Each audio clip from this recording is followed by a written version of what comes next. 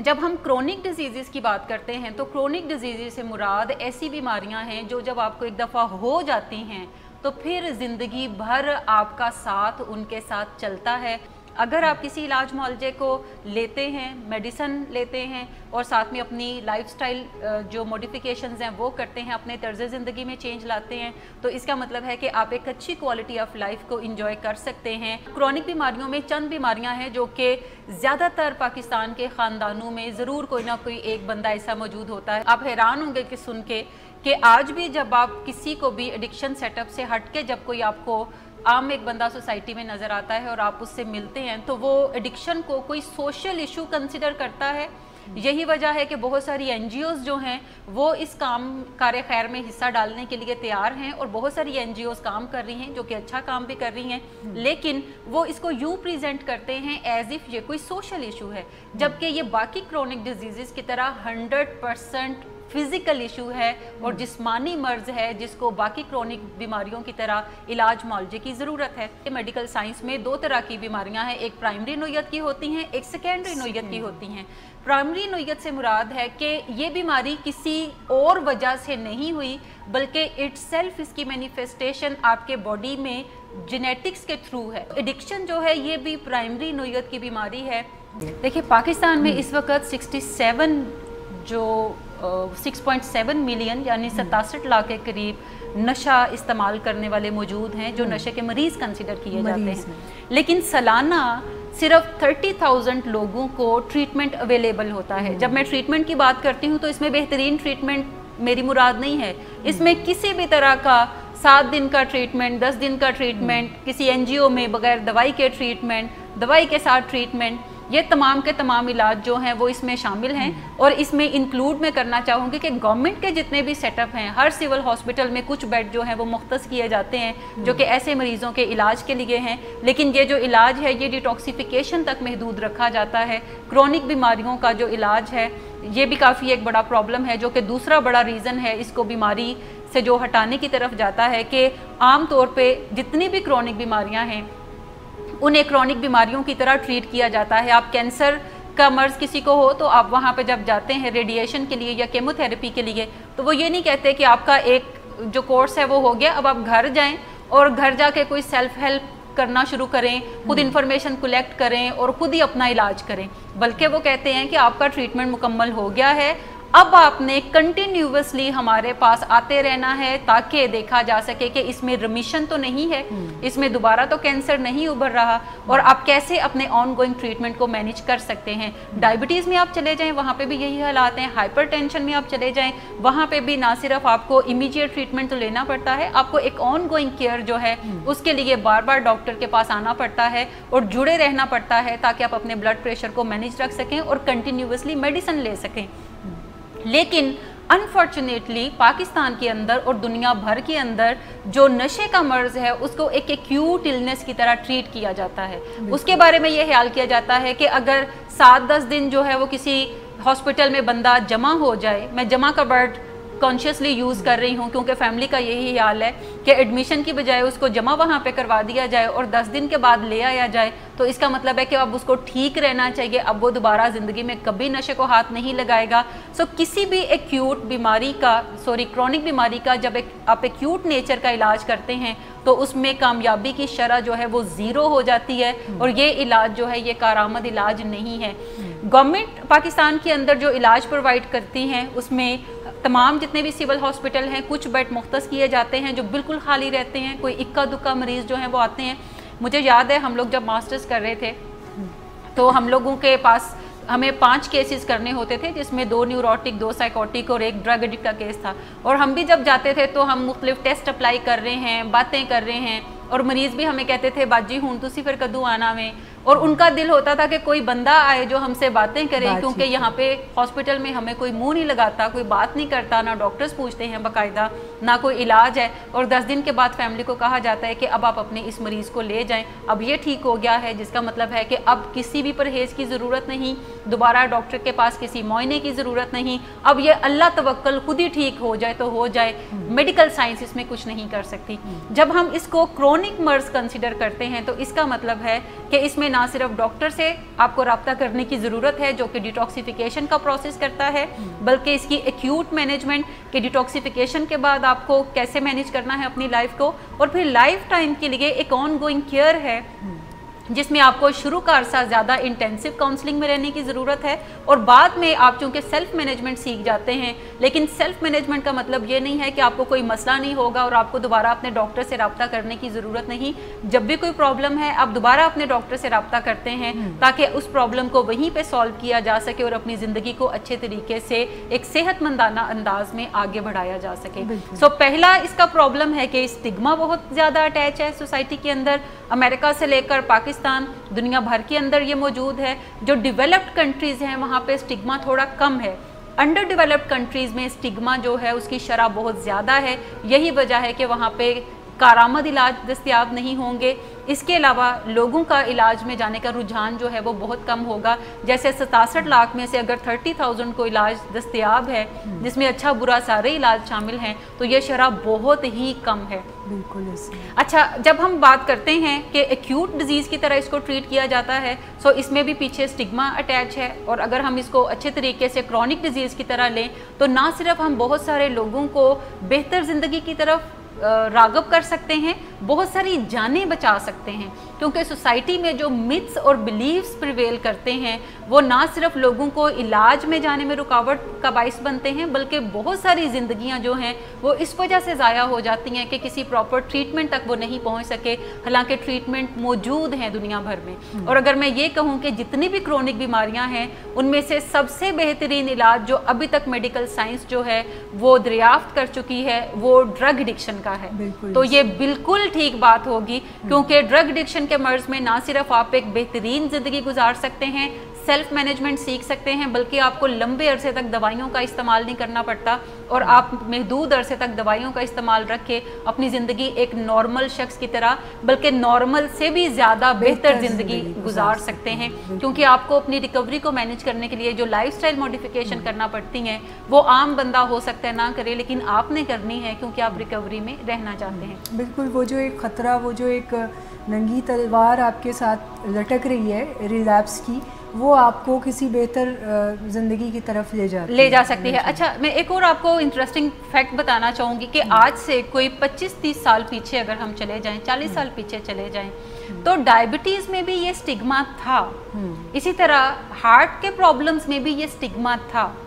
اور ینگ بچوں کو جب بھی ڈائبٹیز ہوتی تھی، ایون آج بھی، تو ان کے پیرنٹس جو ہیں وہ شادیاں جب ان کی کرتے ہیں تو وہ یہ نہیں بتاتے کہ ہماری بچی یا بچے کو ڈائبٹیز ہے یا اس کو دل کا کوئی مسئلہ ہے، اس بیماری کو چھپایا جاتا ہے. بالکل ویسے ہی جیسے آج بھی ہمارے کلچر میں جب بچے یا بچیوں کی شادیاں کی جاتی ہیں تو چھپایا جاتا ہے کہ انہیں نشے کی بیماری لاحق ہے، ان کی گڈ پکچر پریزنٹ کی جاتی ہے. اور اس اسٹگما کے پیچھے کچھ متس ہیں. متس یہ ہیں کہ سمجھا یہ جاتا ہے کہ اگر ہم یہ بتائیں گے کہ ہمارے بچے یا بچی کو دل کے کوئی مرض ہیں تو لوگ شادی نہیں کریں گے کیونکہ ان کا خیال ہوگا کہ یہ نارمل لائف نہیں سپینڈ کر سکتے. اگر ڈائبٹیز ہے تو اس کے بارے میں متس یہ ہوتے ہیں کہ پھر ان کے بچے پیدا نہیں ہوں گے تو شادی کا کیا فائدہ اگر یہ جنریشن جو ہے وہ آگے نہیں بڑھنی. سو اس لیے لوگ جو ہیں ایسے رشتے ایکسیپٹ نہیں کریں گے. کیا آپ مجھے بتا سکتے ہیں کہ آج ایڈکشن کے علاوہ ایک اور بھی ایسا مرض ہے جو کہ سٹل ہماری سوسائٹی میں اور گلوبلی بھی اسٹگماٹائزڈ ہے اور ایڈکشن سے زیادہ اسٹگماٹائزڈ ہے؟ ایچ آئی وی. کہ ایچ آئی وی کے بارے میں یہ کہا جاتا ہے کہ وہ لا علاج ہے، اس کی مینجمنٹ ہے. جبکہ میں آپ کو بتاتی ہوں کہ 2016 میں مجھے امریکہ جانے کا اتفاق ہوا جہاں پہ ہمیں ڈیفرنٹ اسٹیٹس کو وزٹ کروایا گیا اور بہت سارے ایڈکشن ہم نے سیٹ اپس کا وزٹ کیا. وہاں پہ ہمیں ایچ آئی وی ایک سینٹر کا وزٹ کروایا گیا اور پہلی دفعہ وہاں پہ میں نے یہ انفارمیشن سیکھی کہ ایچ آئی وی کا نہ صرف بہترین علاج موجود ہے بلکہ جب ایچ آئی وی کسی پازیٹیو پرسن کی شادی ہوتی ہے جو نیگیٹو ہو جاتا ہے تو ان کے بچوں کے اندر ایچ آئی وی نہیں ہوتا. اب میرے لیے یہ انفارمیشن بڑی حیران کن تھی، ایون دو کہ میں اتنے عرصے سے ایڈکشن کی فیلڈ میں کام کر رہی ہوں اور کرونک بیماریوں کے حوالے سے ابنڈنٹ انفارمیشن ہے. لیکن میرا بھی خیال تھا کہ ایچ آئی وی جو ہے اس کی کچھ مینجمنٹ تو ہے لیکن یہ لاعلاج بیماری ہے، فی الحال اس کا کوئی علاج دستیاب نہیں ہے۔ ایڈکشن جہاں پر موجود ہوتی ہے وہاں پہ ایک بڑی پرسنٹیج ایسے لوگوں کی بھی ہے جو کہ ایڈکشن کے ساتھ ساتھ HIV کا بھی شکار ہوتے ہیں، کیونکہ اس میں زیادہ تر لوگ جب سرنجز سے نشہ کرتے ہیں تو یوزلی وہ سرنجز ایک دوسرے کی ایکسچینج کرتے ہیں، اور بعض اوقات بلڈ ٹرانسفیوژن کے تھرو بھی HIV جو ہے وہ ٹرانسفر ہوتا ہے۔ سو تقریباً ایک بڑی تعداد جو ہے وہ HIV کا شکار بھی ہوتی ہے۔ سو HIV اسٹل ہماری سوسائٹی میں ایک سٹگمٹائز ڈیزیز ہے جس کو ایڈکشن سے بھی زیادہ برا کنسیڈر کیا جاتا ہے، حالانکہ امریکہ میں اس کا بھی اور جتنی بھی ڈیولپڈ کنٹریز ہیں آئی ایم شیور کہ اس کا بہترین علاج موجود ہے، جو کہ علاج سے آپ فائدہ اٹھا سکتے ہیں اور اپنی زندگی کو ایک نارمل لائف کے اندر آپ بدل سکتے ہیں۔ بالکل ٹھیک ہے۔ اچھا، تیسرا ایک اہم پہلو ہے کہ اس کو کیوں دوسری بیماریوں سے مختلف کنسیڈر کیا جاتا ہے، وہ ریلیپس کا ہے، کہ لوگوں کا خیال ہے کہ ایڈکشن کے اندر جب علاج ہو جاتا ہے تو پھر کچھ عرصہ مریض ٹھیک رہنے کے بعد دوبارہ نشہ شروع کر دیتے ہیں، اور جب وہ دوبارہ نشہ شروع کر دیتے ہیں تو پھر ایسے علاج کا کیا فائدہ جس میں مریض جو ہے وہ بار بار علاج کرواتا ہے اور بار بار دوبارہ نشے شروع کرتا ہے۔ حالانکہ یہ کبھی نہیں سوچا جاتا کہ اگر کسی ڈائبیٹک کی کسی دن شوگر گلوکومیٹر پہ ہائی آ رہی ہے تو پھر علاج کا کیا فائدہ، ایسی کوئی تھاٹ باقی بیماریوں کے ساتھ نہیں ہے، کیونکہ زیادہ تر لوگوں کا خیال یہ ہے کہ جب کوئی نشہ ایک دفعہ چھوڑ دیتا ہے تو یہ پھر ایکیوٹ النس ہے، اب اس کو ختم ہونا چاہیے، اب اگر وہ نشہ بھی کرے تو اس کو کوئی فرق نہیں پڑنا چاہیے، جبکہ کرونک بیماریوں کا خاصہ یہ ہے کہ اس میں ریمیشن بھی ہوتی ہے، اس میں ریلیپس بھی ہوتے ہیں، اور ایسا ہائپر ٹینشن کے مرض میں بھی ہوتا ہے، ایسا کینسر کے امراض میں بھی ہے، اسی طرح کارڈیو ویسکولر پرابلمز میں بھی ہے، اور ڈائبٹیز میں بھی ہے کہ آپ کی بعض اوقات شوگر بڑھ جاتی ہے اور کچھ عرصہ آپ سے مینیج نہیں ہوتی تو آپ کو ایمرجنسی میں دوبارہ ڈاکٹر سے رجوع کرنا پڑتا ہے۔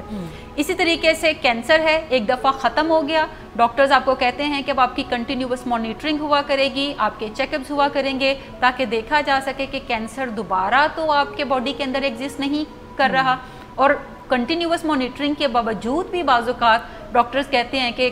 کینسر تو جی دوبارہ امرج کر گیا، سو اب اس کا علاج کیا جائے، اب اس کو کیسے نکالا جائے اور کیسے آپ کی زندگی کو جو ہے وہ بہتر بنایا جائے یا کوالٹی آف لائف کو امپروو کیا جائے۔ سو ریلیپس کے چانسز تمام کرونک بیماریوں کے اندر ہیں، اسی طرح ایڈکشن میں بھی اس کے چانسز موجود ہیں۔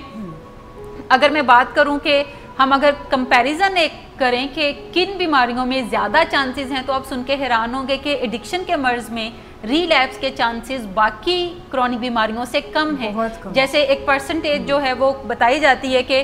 40 to 60% ایڈکشن کے مرض میں ریلیپس ہے،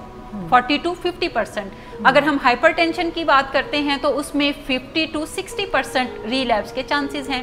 کینسر کی بات کرتے ہیں تو اس میں بھی 50 to 60% چانسز ہیں، کارڈیو ویسکولر بیماریوں میں بھی یہی حال ہے۔ اگر ہم ڈائبٹیز کی بات کرتے ہیں تو ڈائبٹیز ٹائپ 2 میں 30 to 50% چانسز ہیں کہ ریمیشن ہوگا، یعنی وہ سمٹمز دوبارہ ایمرج کریں گی اور بیماری دوبارہ ایکٹیو ہونے کی طرف جائے گی۔ جب ہم ایڈکشن کے علاج کی بات کرتے ہیں تو خاص طور پہ جو پرولونگ ٹریٹمنٹ ہے، جو سٹرکچرڈ ہے، اس کو اگر کوئی پیشنٹ لینے کی طرف جاتے ہیں اور ان کے جو یورین ٹیسٹ ہیں یا ڈرگ ٹیسٹ ہیں وہ کنٹینیوس مانیٹرنگ ان کی جاتی ہے، وہ کاؤنسلنگ پروگرام کے اندر رہتے ہیں، تو سائنس یہ بتاتی ہے کہ 77% یہ چانسز ہیں کہ وہ لوگ دوبارہ نشے سے رجوع نہیں کرتے۔ 77% اپنی زندگیوں کو وہ ایک ہی علاج کے ساتھ بہتر بنا سکتے ہیں اور اپنی زندگیوں کو آگے بڑھائے رکھتے ہیں، اور کچھ پیشنٹس جو ہیں وہ ایک آدھ دفعہ دوبارہ نشہ شروع کریں گے اور پھر اپنی زندگیوں کو بہتر بنا لیں گے، اور صرف کوئی 7% لوگ ہیں جنہیں بار بار مختصر علاجوں کی ضرورت پڑتی ہے۔ ہمارے ہاں جب ہم دیکھتے ہیں کہ لوگ علاج کرواتے ہیں پھر جا کر نشہ کرتے ہیں، پھر علاج کرواتے ہیں پھر جا کر نشہ کرتے ہیں، تو اس کی بنیادی وجہ یہ ہے کہ لوگ چھوٹے علاجوں کی طرف زیادہ جاتے ہیں، وہ ایک ہی بڑے علاج پرولونگ کیئر کی طرف نہیں جاتے۔ اگر وہ پرولونگ کیئر کی طرف جائیں تو پھر انہیں بار بار ریلیپس ہونے کی ضرورت نہیں پڑتی، کیونکہ مختصر علاج جو ہے وہ کسی بھی کرونک بیماری کا حل نہیں ہے۔ آپ چاہے ہائپر ٹینشن کو لے لیں، ایک آدھ دفعہ ڈاکٹر سے ملیں، ہفتہ ڈیڑھ اس کا علاج کروائیں اور اس کے بعد دوائی کھانا بند کر دیں اور کہیں کہ اب مجھے دوبارہ یہ مسئلہ اکر نہیں کرے گا کیونکہ ایک دفعہ میں نے مینیج کر لیا، تو دیٹس ناٹ پاسبل۔ اگلے ہفتے دوبارہ آپ کا ہائپر ٹینشن جو ہے یا آپ کا بلڈ پریشر دوبارہ بڑھ جائے گا اور آپ کو پھر کسی نہ کسی ایمرجنسی میں جانا پڑے گا۔ सो एक इसका रीज़न ये भी है कि चूंकि इसमें रिमिशन है, इसमें रीलैप्स है, तो लोग इसको ज़्यादा बढ़ावा देते हैं कि इलाज की ज़रूरत नहीं है अगर बार बार नशे ही करने हैं। सो हमें क्रोनिसिटी को जो है वो नज़रअंदाज करने की बजाय उसको ज़्यादा फोकस करना पड़ेगा। ये बड़ी अजीब सी बात है कि किसी डायबिटिक या ब्लड प्रेशर के मरीज़ का अगर मसला रिकरेंट होता है तो लोग फौरी तौर पे लेके जाते हैं, लोग ज़्यादा सिंपैथेटिक हो जाते हैं। लेकिन जब कोई नशे का मरीज़ दोबारा नशा शुरू करता है तो मैं आपको बताऊं कि इवन ट्रीटमेंट सेंटर्स वाले भी जब पेशेंट पहली दफ़ा नशा करके आता है तो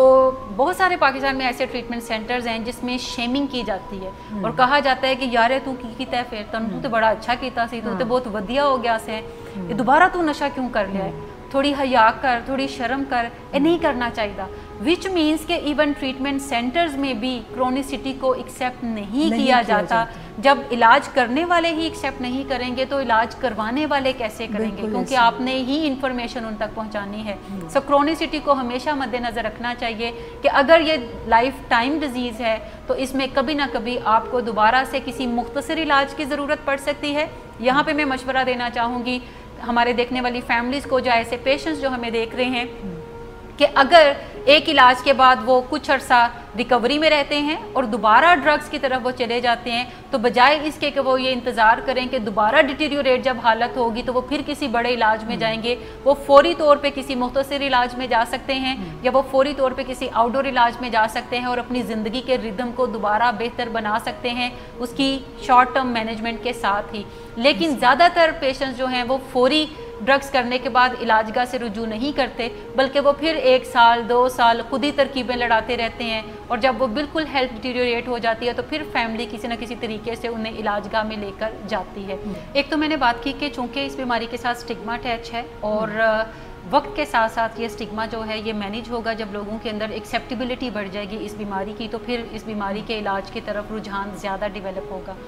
दूसरी मैंने बात की कि इस बीमारी को जो कि क्रोनिक नेचर की है इसको ज़्यादातर हमारे यहाँ एक्यूट इलनेस के तौर पे ट्रीट किया जाता है, इस वजह से भी इसमें प्रॉब्लम आती है और लोग जो है वो भरपूर इलाज से इस्तेफादा हासिल नहीं कर सकते। तीसरी मैंने इसमें बात की कि चूँकि इसमें बाकी क्रोनिक बीमारियों की तरह रीलैप्स का इशू है तो लोग इसको इसलिए एक्सेप्ट बीमारी के तौर पे नहीं करना चाहते कि एक इलाज से उनका ख्याल होता है कि ये बीमारी बिल्कुल ठीक हो जाए, जबकि क्रोनिक बीमारियों का हादसा ये है कि उसमें बाज़-औक़ात आपको मुख्तसर इलाज की, बाज़-औक़ात आपको सिर्फ डॉक्टर से या मौलिद से राब्ते की ज़रूरत पड़ती रहती है। चौथा इसमें अहम नुक्ता ये है कि दुनिया भर के अंदर जो एक लॉन्ग टर्म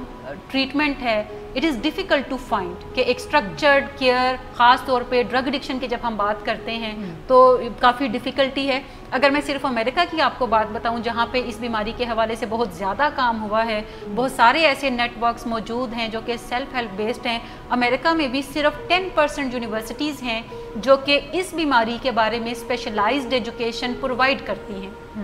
जहाँ पे आप ना सिर्फ एडिक्शन स्टडीज़ में मास्टर्स कर सकते हैं बल्कि आप PhD कर सकते हैं, फेलोशिप प्रोग्राम्स हैं जो कि आप कर सकते हैं। इसके अलावा एडिक्शन मेडिसिन के अंदर बाकायदा डॉक्टर्स को ट्रेन किया जाता है ताकि आगे चल के वो एडिक्शन के सेटअप्स के लिए काम कर सकें या ऐसे मरीजों की खिदमत कर सकें।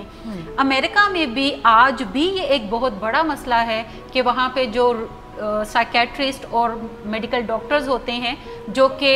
मेंटल इलनेसेस को ट्रीट करने के लिए हैं या जर्नल फिजिशियंस हैं जो कि बाकी अमराज के इलाज के लिए हैं, वो एडिक्शन के पेशेंट्स को बहुत सारी ऐसी अद्वियात जो हैं वो जारी कर देते हैं जो कि एक्चुअली उनकी एडिक्शन को बढ़ावा दे रही होती हैं, जिसमें पेन किलर्स शामिल हैं, जिसमें नींद की अद्वियात शामिल हैं और ये अमेरिका में एक काफ़ी बड़ा मसला है आजकल। इसी तरह जब मैं पाकिस्तान की बात करती हूँ तो पाकिस्तान में कोई भी ऐसी यूनिवर्सिटी नहीं है अनफॉर्चुनेटली जो कि आपको एडिक्शन एजुकेशन में स्पेशलाइजेशन करवाती हो। बिल्कुल, बल्कि बड़ी बड़ी जो मेडिकल यूनिवर्सिटीज़ हैं वहाँ पर इवन इस डिज़ीज़ होने की अवेयरनेस भी मौजूद है। बिल्कुल ऐसा ही है। जैसे बहुत सारे जो स्टूडेंट्स मास्टर्स करते हैं उन्हें एक शॉर्ट सा कोर्स पढ़ाया जाता है जिसमें बाकी बीमारियों या मेंटल इलनेस की तरह एक सेगमेंट जो है वो एडिक्शन का है और जिसको ज़्यादातर लोग तवज्जो नहीं देते और उसमें कुछ मॉरल कंटेंट भी डाला जाता है। सो उतना ही लोग पढ़ते हैं, जबकि बाकी बीमारियों के हवाले से आप इंटर्नशिप्स में देखें तो बहुत ज़्यादा एजुकेट किया जाता है मेंटल डिसऑर्डर्स के हवाले से साइकोलॉजिस्ट को, जबकि एडिक्शन स्टडीज़ को कोई स्पेशलाइज्ड फील्ड कंसिडर नहीं किया जाता اور مجھے یاد ہے جب میں ایم فل کر رہی تھی تو میرا چونکہ اس فیلڈ سے واسطہ تھا تو میں نے ٹاپک بھی وہی سلیکٹ کیا، تو میری جو ہیڈ آف ڈپارٹمنٹ تھی وہ کہتی تھی کہ اس پہ بہت زیادہ عظمہ کام ہو چکا ہے، سو کوئی اور کیوں نہیں آپ چوز کرتے، اس پہ بہت زیادہ کام ہو چکا ہے. جبکہ پاکستان میں جب کوئی اسپیشلائزڈ فیلڈ ہی نہیں ہے تو کام کتنا کوئی ہو چکا ہوگا، اور پاکستان میں جتنا بھی کام ہو آج کی ڈیٹ میں وہ اتنا ہی کم ہے، کیونکہ ٹریٹمنٹ سٹرکچرز کے حوالے سے کوئی کمپیریزن موجود نہیں ہے کہ کون سا ٹریٹمنٹ بیسٹ ہے کون سا بیسٹ نہیں ہے. اس کے علاوہ کتنے لوگ ہیں پاکستان کے اندر جو کہ نشہ کرتے ہیں یا نشے کے مریض ہیں. زیادہ تر ہمیں جو رپورٹس ملتی ہیں وہ UNODC کی ہیں، یعنی یونائٹڈ نیشن کا جو ڈرگز اینڈ کرائم کے اوپر ڈپارٹمنٹ ہے وہ ہمیں بتاتا ہے ایکچوئل انفارمیشن کہ پاکستان میں کتنے لوگ نشہ کرنے والے ہیں، کتنے لوگ جو ہیں وہ ٹریٹمنٹ تک پہنچتے ہیں، اور پاکستان میں ٹوٹل کتنے ٹریٹمنٹ سینٹرز ہیں. جیسے پنجاب کے اندر جو ٹریٹمنٹ سینٹرز ہیں وہ 31 ٹریٹمنٹ سینٹرز ہیں جو کہ ریکگنائزڈ ہیں. اسی طرح باقی صوبوں کے اندر اس سے بھی زیادہ کم ہیں، اور اگر میں بلوچستان کی بات کروں تو اس میں کوئی بھی ٹریٹمنٹ سینٹر موجود سرے سے ہے ہی نہیں. سو اس کا مطلب ہے کہ جب ہمارے پاس ادارے ہی نہیں ہیں تو ہم ایسے پیشنٹس کو کیٹر کیسے کریں گے. اور ہمارے وہاں پاکستان کے اندر کوئی بھی ایسا ریسرچ انسٹیٹیوٹ نہیں ہے جو کہ باقی میڈیکل سائنس کی یا ہیلتھ سائنسز کی طرح یہ بتا سکے کہ پاکستان میں کتنے لوگ نشہ کرنے والے ہیں، یا اس کا کوئی سٹینڈرڈ ہی نہیں ہے، یا اس کا کوئی سٹینڈرڈ ٹریٹمنٹ ہے یا نہیں ہے. پاکستان میں جتنے بھی ریہیبز اچھے کام کر رہے ہیں توقع یہ کی جاتی ہے کہ انہیں کسی نہ کسی میڈیکل ہاسپٹل کی طرح کنسیڈر کیا جائے اور انہیں سٹینڈرڈز پہ اس کو میئر کیا جائے، کیونکہ پاکستان میں ریہیبز کو سسٹمائز کرنے والی کوئی ریگولیرٹی اتھارٹی نہیں ہے جو کہ کوئی سٹینڈرڈز متعین کر سکے، کوئی علاج کو متعین کر سکے، کوئی سٹینڈرڈز بنا سکے جس پہ تمام جو ادارے ہیں وہ منیمم لیول پہ ضرور علاج پرووائڈ کر رہے ہوں. اس کے علاوہ پاکستان کے اندر ایڈکشن میڈیسن کا کوئی کانسیپٹ نہیں ہے. ڈاکٹرز جو ہیں وہ یا تو فزیشین ہم ٹرین کرتے ہیں میڈیکل کالجز کے اندر، یا پھر ہم ٹرین کرتے ہیں سائیکیٹرسٹ کو، لیکن ایڈکشن میڈیسن کیا چیز ہے پاکستان میں کوئی بھی میرا خیال ہے میڈیکل کالج ایسا نہیں ہے جو کہ کسی ڈاکٹر کو ایڈکشن میڈیسن کے اوپر اسپیشلائزڈ کروا رہا ہو. جیسے پاکستان میں جب لوگ ڈاکٹر بنتے ہیں تو لائک ادر پلیسز وہ آگے ایک اسپیشلائزڈ فیلڈ چنتے ہیں. تو زیادہ تر لوگ آپ کو سرجری میں نظر آئیں گے، کاسمیٹک سرجری میں نظر آئیں گے، آئی اسپیشلسٹ بنیں گے، ہارٹ اسپیشلسٹ بنیں گے، لیکن کوئی بھی ایسی اسپیشلائزیشن نہیں پاکستان میں، کم سے کم میرے نالج میں تو نہیں ہے، جو ایڈکشن میڈیسن میں بھی ٹریٹ کرتی ہو. زیادہ توقع یہی کی جاتی ہے کہ جو سائیکیٹرسٹ ہیں پاکستان کے اندر وہ ہی ایڈکشن کا علاج کریں گے، جبکہ ماہر منشیات ہوں گے، جبکہ دنیا بھر کے اندر ماہر منشیات یا ایڈکشن میڈیسن ایک کمپلیٹلی اسپیشلائزڈ فیلڈ ہے جو کہ سائیکیٹرسٹ کی بجائے میڈیکل ڈاکٹرز ہوتے ہیں، وہ ایڈکشن میڈیسن میں اسپیشلائزڈ کرتے ہیں، اور وہی لوگ جو ہیں وہ ڈیٹاکسیفیکیشن کے پروسیس کو کیٹر کرتے ہیں یا وہ آتھورائزڈ ہوتے ہیں، باقی ڈاکٹر یا سائیکیٹرسٹ نہیں ہوتے. سو اگر پاکستان میں یہ حالات ہیں، اور میں نے آپ کو امریکہ کا بھی کمپیریزن دے دیا کہ صرف 10% یونیورسٹیز ہیں جو کہ ایسی اسپیشلائزڈ ایجوکیشن پرووائڈ کرتی ہیں. سو اس کا مطلب ہے کہ اگر ہم باقی کرونک بیماریوں کی طرح دیکھیں تو دنیا بھر میں کافی حالات پتلے ہیں اس ایجوکیشن کو لے کر. جب اتنے زیادہ ایجوکیشن ہے ہی نہیں تو پھر بیماری لوگ کیوں مانیں گے اور کیسے لوگ کیٹر کر سکیں گے؟ جو بھی لوگ موجود ہیں علاج گاہ کے اندر یا سروس پرووائڈر ہیں وہ کیا سروسز پرووائڈ کر سکیں گے؟ بالکل. اور آج کل ایک نئی ہوا بھی چلی ہوئی ہے کہ ٹھیک ہے یہ اگر بیماری بھی ہے تو یہ ایسی کیا بیماری ہے، اس کو تو پھر 7 دن کسی کو کنفائن کر کے اس کا علاج کر لینا چاہیے. تو مجھے یقین ہے کہ آپ کی اس پوری گفتگو سے، ہماری اس پوری نشست سے یہ کانسیپٹ تو اچھی طرح کلیئر ہو گیا ہوگا لوگوں کا کہ 7 دن میں کیا حیثیت ہے اس کی ٹریٹمنٹ. دیکھیے اگر ہم 7 دن کا کانسیپٹ رکھتے ہیں تو اس کے پیچھے وہی کانسیپٹ ہے کہ ہم ایک کرونک بیماری کو ایک ایکیوٹ النس کی طرح ٹریٹ کرنا چاہتے ہیں. اگر ہم ایسا کرتے ہیں تو یہ ٹوٹل فیلئر کی طرف ہی ہم قدم ایک جو ہے وہ بڑھا رہے ہیں. اور جو بھی علاج گاہیں علاج پرووائڈ کر رہی ہیں ریہیب فیسیلیٹی کے اندر، میں سمجھتی ہوں کہ کسی بھی علاج کے نہ ہونے سے ایک بری علاج گاہ بھی بہتر ہے کہ جہاں پہ اگر ٹریٹمنٹ کوئی نہیں ہو رہا تو کم سے کم نشہ بھی تو نہیں پرووائڈ ہو رہا، اور لوگوں کو نشے سے دور رکھنے میں ایک کامیابی حاصل کی جا رہی ہے. اس کو بھی ڈیمیج کنٹرول کہتے ہیں. اچھا علاج پاکستان میں بہت کم لوگوں کو میسر ہے. اگر میں کہوں کہ